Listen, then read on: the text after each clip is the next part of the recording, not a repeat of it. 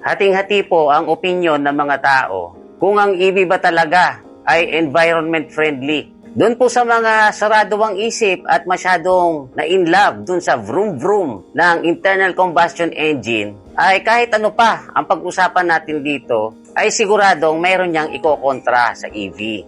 Kaya hindi po para sa kanila ang argumento na ito. Ito po ay para sa katulad ko na mayroong concern sa environment or yung tinatawag na environmentalist na open-minded pa. Pero nagkataong mahilig sa mga sasakyan. Kasi guys, alam nyo, kahit kami mismo mga environmentalist, ay hati-hati ang opinion namin dyan. Ganito po kasi ang argumento dyan. Ang isang regular combustion car ay gumagamit ng fossil fuels, yung gasolina at saka diesel. Tapos naglalabas po yan ng CO2 or carbon doon sa may tailpipe. Then ikinakalat po niyang combustion car itong carbon kahit saan man siya magpunta. Ang EV naman, on the other hand, ay gumagamit ng kuryente. Hindi nito kailangan ng fossil fuel. Ni wala nga po itong tambutso. Kaya wala po itong naikakalat na carbon kung saan man ito pupunta. Kaya nga madalas na maririnig sa mga usapang EV yung salitang zero emissions. Pero ang tanong, zero emissions ba talaga yan? Kung ang pag-uusapan po ay yung paggamit lang mismo ng EV, pwede na nating sabihin zero emissions ito. Kaya lang guys, pag isasama natin sa usapan ay yung kung paano ito nabuo or paano ito na manufacture, ay baka mas marami pa itong nailabas na carbon sa ating atmosphere. Lalong-lalo na pag inungkat natin kung paano ginagawa yung battery nito. Kasi guys, para mabuo ang battery niyan, kailangan niya ng lithium at cobalt. At kung mapapanood nyo po kung paano yan minimina, masasabi nyo yan ay not exactly environment friendly. Tapos hindi lang naman lithium at cobalt ang kailangan para mabuo ang isang EV battery. Kasi nangangailangan din po yan ng nickel, ng iron, ng phosphate, ng manganese at aluminum. Pero ang pinaka maruming minahin dyan ay yung lithium at saka cobalt. Kasi guys, estimated po na sa 1 toneladang lithium na miminahin, magre-release naman ng 5 hanggang 10 tonelada ng carbon. Bukod pa po dyan ay mayroon din pong tinatawag na long carbon journey. Ang ibig sabihin po nito, yung mga raw materials ay malayo pa yung ita-travel para mabuo ang battery. Kasi yung mga raw materials na nanggagaling sa iba't ibang bansa ay isasakay po yan sa barko papunta sa battery manufacturing plant na usually sa China. Doon po yan ipaprocess. At kapag yan po ay finished product na lithium battery na, isasakay po ulit yan sa barko, magjo-journey po ulit yan patungo dun sa mga bansa kung saan mayroong mga EV car manufacturing plants. Kaya dun pa lang po sa pagpapabalik-balik ng mga barko para mabuo ang battery ay maraming carbon na po ang nai-release sa ating environment. Bukod pa po dyan, para makapagmina ng lithium, ay nangangailangan ng napakaraming fresh water. Nagkataon pa na yung mga lithium na minimina ay doon sa lugar na kapos sa fresh water. And then nandyan din po yung maraming na ilalabas na airborne particles, yung mga gulong na ginagamit ng EV. Kasi guys, alam nyo ang EV, di hamak na mas mabigat yan kaysa sa mga regular cars. Kaya mas mabilis po yung pumudpod ng gulong. And then syempre, para umandar ang isang EV, kailangan niya na i-charge. Ito yung madalas na malalim na pinagtatalunan. Kasi guys, kung ikaw ay nakatira sa Norway, okay lang. Kasi po, dun sa Norway, renewable ang kanilang mga kuryente. Mostly nanggagaling po sa mga hydroelectrical power plants. Hindi po sila gumagamit ng coal doon. Pero kung ang EV ay dito mo gagamitin sa Pilipinas o kaya naman sa China or even sa Amerika, kung saan gamit na gamit pa rin ng coal, yung kuryente naman na ginamit mo ay doon ang galing sa coal power plant na considered dirtiest form of energy. Kaya guys, kahit yung mga environmentalist talagang magtatalo-talo kung yung bang EV ay talagang pwede mong tawagin na green car or environment friendly. Sabi nga po ni Vinod Khosla, na co-founder ng Sun Microsystem, ang mga EV car daw ay coal-powered cars. Kaya although merong side ng EV na environment friendly, ay hindi pa rin po accurate na sabihin na ito ang magiging solusyon sa mga problema natin sa pollution. So guys, ito naman po ang opinion ko regarding this argument. Kung tatanungin niyo po ako bilang isang environmentalist, kung ako ba ay pro-EV or kontra sa EV, ay sasabihin ko sa inyong ako po ay pro-EV pa rin. Kahit na maraming carbon emissions ang nai-release sa pag-produce ng isang EV car. Kasi imagine nyo guys, let's say na lang na bukas lahat ng sasakyan ay magically naging EV lahat at wala nang naka-combustion car.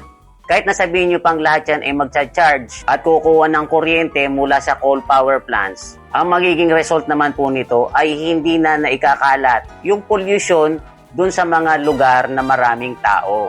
Hindi ko po sinasabing mas konti na yung lalabas na emissions or mas konti na yung lalabas na carbon.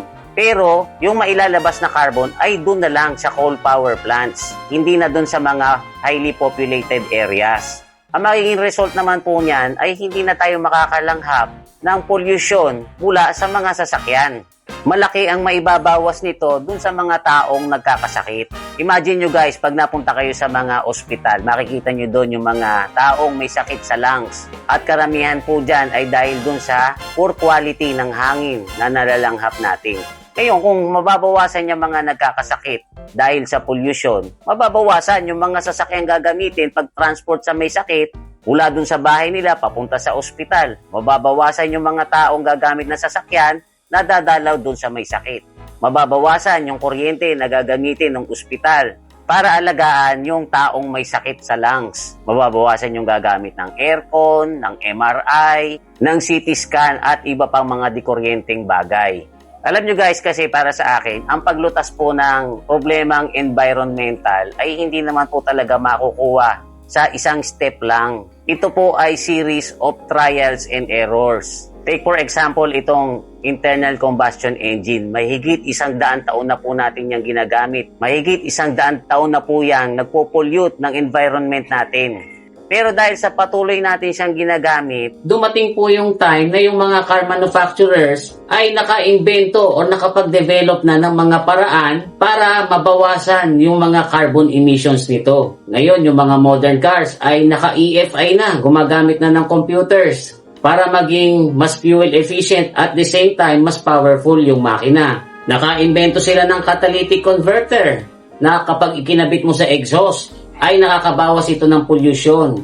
Naka-invento sila ng EGR or yung exhaust gas recirculation. Yung mga digasolina sa sasakyan, meron na nung EVAP or yung charcoal canister na ultimo yung vapors mula doon sa fuel tank ay naipaprocess para hindi na ito kumalat sa atmosphere. At magamit pa doon sa combustion process ng isang makina. Ganon din naman sa mga diesel engines, gumagamit na rin yan ng computer. Yan po yung tinatawag nating CRDI para maging mas fuel efficient ito at the same time, mas powerful. Tapos meron ding mga diesel engine na gumagamit ng tinatawag na AdBlue at SCR or Selective Catalytic Reduction Technology. Ang trabaho naman po niyan ay nag-i-inject ng urea or ng AdBlue dun sa exhaust para paglabas po nito dun sa may tailpipe ay na-reduce na yung nitrogen oxide emission. Lahat po ng mga sinabi ko na yan ay unti-unting na-develop, hindi naman po yan sabay-sabay na invento. Isa-isa po yung na-invento dahil patuloy na ginagamit. So ang pananaw ko po dyan, kung ganyan din po ang bibigay natin pagkakataon sa EV, kung patuloy natin itong gagamitin at i-introduce sa mga tao, darating yung time na maide-develop yung paggawa ng battery nito. At alam ko na darating yung time na hindi nagagamit ng lithium or cobalt sa paggawa ng battery.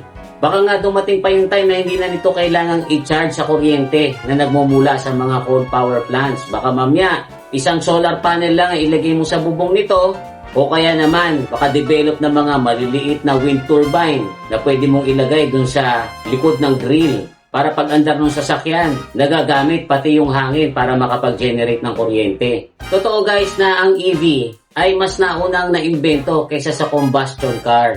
Kaya lang, matagal nating hindi yan pinansin. Kailan lang po nauso ang EV uli. Kaya sa totoo lang, ang EV po ay nasa infancy stage pa. Kung nabigyan natin ng mahigit 100 taon ang combustion engine para ito ma-develop, siguro it's only fair na bigyan din natin ng pagkakataon na magkaroon ng mga trial and errors itong mga car manufacturers sa paggawa ng EV para ma-develop din nila ito ng husto. Pero sabi ko nga po sa inyo kanina, sa umpisa ng video na to, kung ikaw ay masyado nang na-inlove sa vroom-vroom ng combustion engine, ay malamang close-minded na. Dahil kahit papano explanation man ang marinig mo, hindi mo talaga magugustuhan ng EV. Kahit na yan pa ay maging talagang environment friendly. Kasi hindi mo dyan mahahanap yung vroom-vroom na nanggagaling sa isang internal combustion engine.